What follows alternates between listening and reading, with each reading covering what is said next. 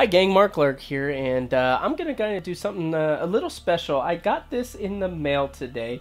It is a Hori controller. I ordered it off of Play Asia, and the biggest thing is right here, the L2, R2 buttons for the PlayStation Vita. So I wanted to give it a try. I'm going to do it here on Dark Souls 3. I actually tried it with Star Wars Battlefront, and I think the Vita actually reads when Battlefront is in, kind of similar to Destiny and Fallout 4. So they actually configured the controllers for that. So I wanted to try a game that didn't have configures for the PlayStation Vita, and we're going to try out this R2 L2 button thing. Basically, there's a touchpad right here. When you press it, it presses down on these two. So we're going to give it a try. Let's see what's going on here.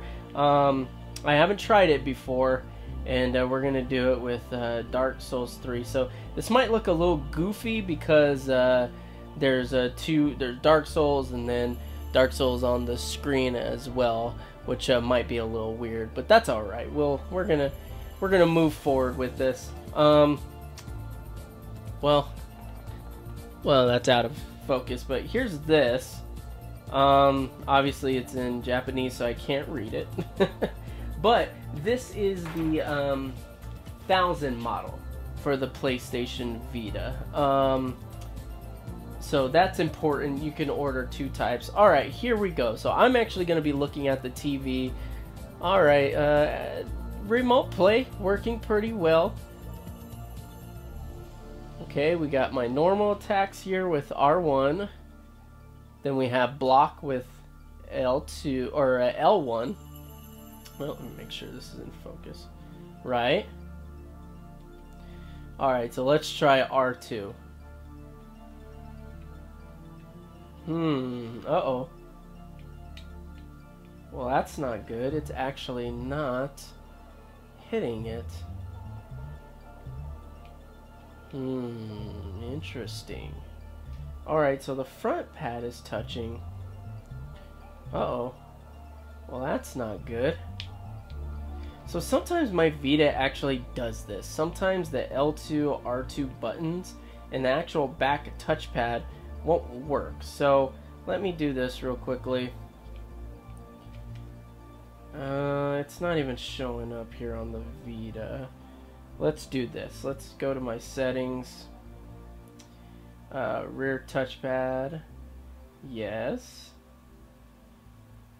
Oh, display feedback. Yeah, I want that. Okay. Okay, gang, I'm back here, and after much soul searching and looking on the internet, apparently it's by game, and if you can change the bindings in the game, you can do it. You know, you can make your adjustments. So what I did here is usually my R1 and L1 is aim and shoot, but what I did was I actually changed it so that it's normal. L2 aims, as you can see, and R2 shoots. And it's actually pretty responsive. Now, you have to forgive me because the analog stick still needs some work as far as, sorry, let me get this there, as far as what needs. So, it kind of sucks because a game like Salt and Sanctuary, I can't remote play because it won't let me do key set or binding. It won't let me change the controls.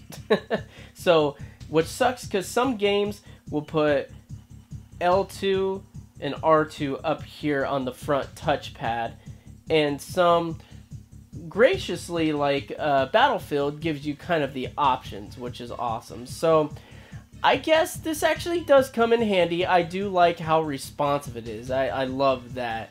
Now, I'm, again, please forgive me. This is probably horrible match that I'm having, but I just wanted to show you how responsive it is.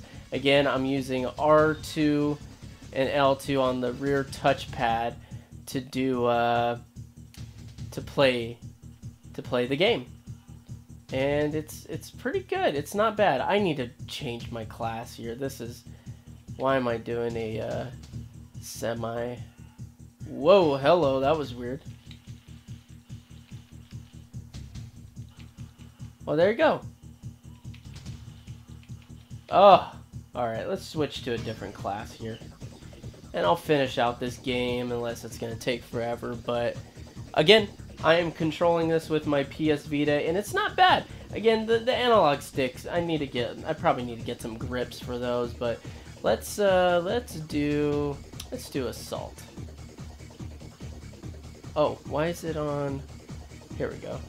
There we go. Where's the automatic? Nice. And what sucks about this is run is the bottom rear touch. So sometimes the rear touch will be, yeah, this is tough, man.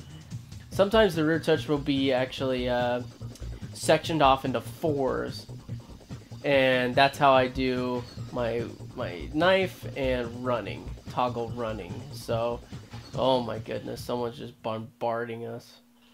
Jeez, what the heck is going on? I should really save those guys, but that guy killed me.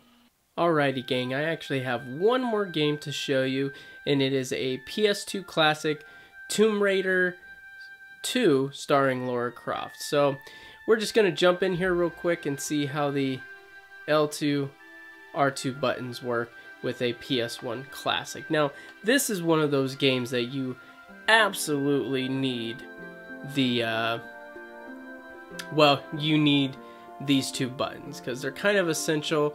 Alright, as you can see here, we got Laura doing her thing, blah, blah, blah, blah, blah. So, what L2, or R2 I should say, actually does is it lets you walk, which is very important in this kind of game because there's a lot of platforming and the controls are kind of wacky. This is PS1, so they haven't quite figured it out yet. As you can see, it's tank controls. Very similar to Resident Evil, and if you run, you're running fast.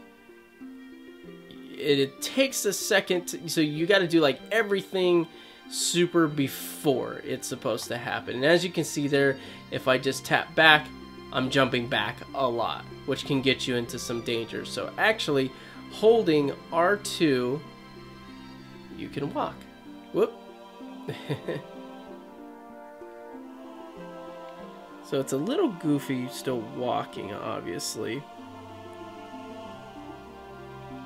And then you can do like a sidestep or slowly go back. That's extremely important in this game, so glad I got that. One other thing that the shoulder buttons do is pulls out flares. Which, not terribly... Well, actually, if you go underwater, yes, it's extremely important because you can't see jack underwater. So, pretty important there. Swim back up here.